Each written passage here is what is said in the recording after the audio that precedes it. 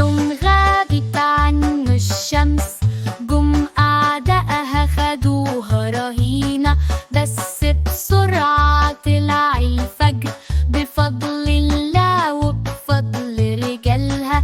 رجعت لينا حكاية سينا، حكاية النصر.